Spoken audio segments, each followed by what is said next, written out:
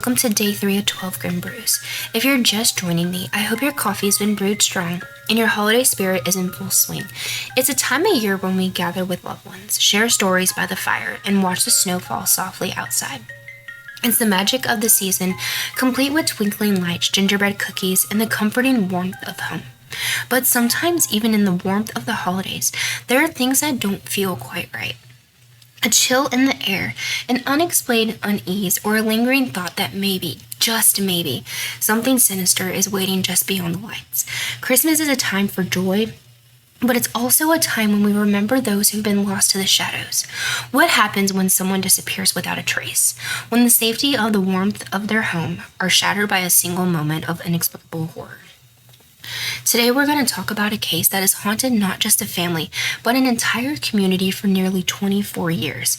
A case where a little girl vanished into the night, and the questions have never stopped. As the world around her family celebrated the season, one mother awoke to a nightmare that no Christmas miracle could undo. So let's unwrap today's story, the chilling disappearance of Asha Degree.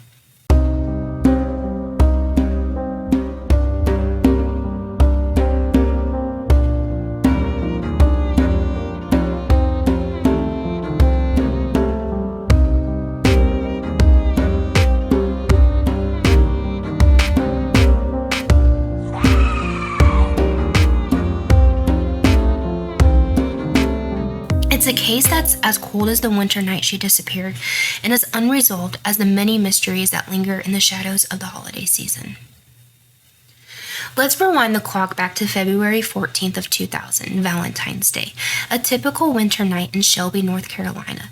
Asha Degree, a shy and intelligent 9-year-old girl, is fast asleep in her bed, tucked in under her covers. To those who knew her, she was a quiet, well-behaved child. With a love for school and a strong bond with her family, she had no history of running away. And she was so close to her parents, Harold and Caylie Degree, nothing seemed amiss that night. But when her parents woke that next morning, Asha was gone. The first signs of trouble came when Asha's father, Harold Degree, went into his daughter's room the next morning. The bed was empty. At first, he thought she was playing a trick on him, maybe hiding under her covers, but when he searched the house, his heart sank. No sign of Asha. Her clothes and school materials were all still in her room. Nothing had been taken. The window was still locked. They immediately called the police and the search began. But the chilling part was that Asha was last seen in the dead of night walking along a lonely highway near her home at 4 a.m. A passing motorist reported seeing a young girl walking alone on Highway 18 in the dark, carrying a backpack. The motorist didn't stop, thinking nothing of it at the time. But Asha was never seen again. The initial theory was that Asha had run away, but nothing about this situation added up. Her parents insisted this wasn't in her character. She was a timid, shy child who had never expressed a desire to leave home. It felt wrong. Something like darker was at play. As the investigation ramped up, the community rallied together. Hoping for a swift resolution, volunteers, law enforcement, and the FBI searched for days, scouring woods, nearby creeks, and any places Asha could have gone. Yet weeks turned into months, and still no sign of the little girl. But then a clue. In August of 2000, months after Asha's disappearance, a construction worker discovered a backpack, Asha's backpack, in a rural area about 20 miles from her home. The backpack was in a wooded area off a dirt road. Some of Asha's belongings were inside, including her Bible, but no trace of Asha herself was found nearby. The backpack's discovery seemed deliberate, as if someone had placed it there, rather than it being dropped accidentally. It felt like a clue, yet it only deepened the mystery. Now you think, why did she have her backpack with her? Was she running away, or was someone else involved? It's all so strange. Her packed bag, her disappearance in the middle of the night, a strange sighting of her walking alone. Was she abducted? Was she lured away? Or was there something darker? Something even more sinister at play? Alright folks, we're hitting the pause button for a second and stepping into the magical world of Christmas movies. Let's be real, no holiday season is complete without those classic films we all love to watch and rewatch every year.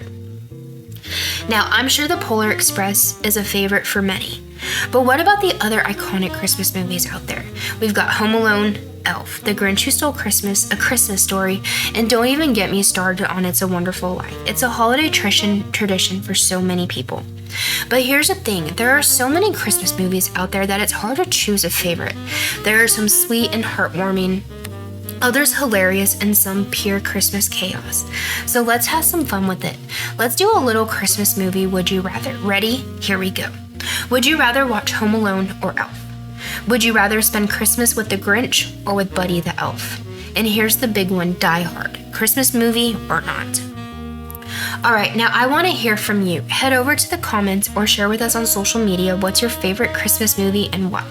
Is it the one that makes you laugh or the one that makes you feel all warm and fuzzy inside? Do you have a guilty pleasure Christmas movie?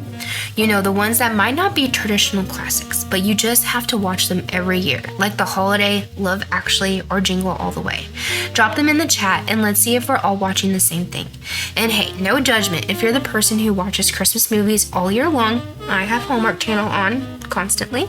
Some people are in it for the festive magic 365 days a year. Totally fair. Alright, let's wrap it up and get back to the episode. But remember, no matter what movie you're watching this Christmas, it's about the joy it brings and the memories you create with the people you love. Let's get back to the show.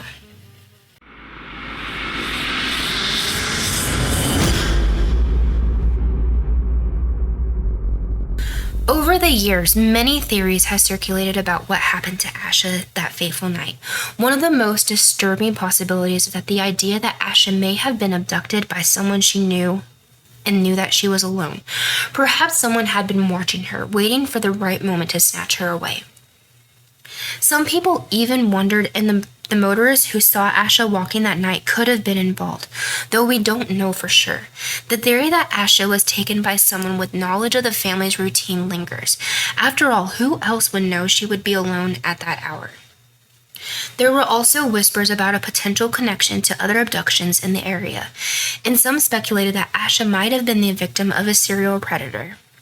But again, no solid evidence links her case to any others. Then there are the eerie details.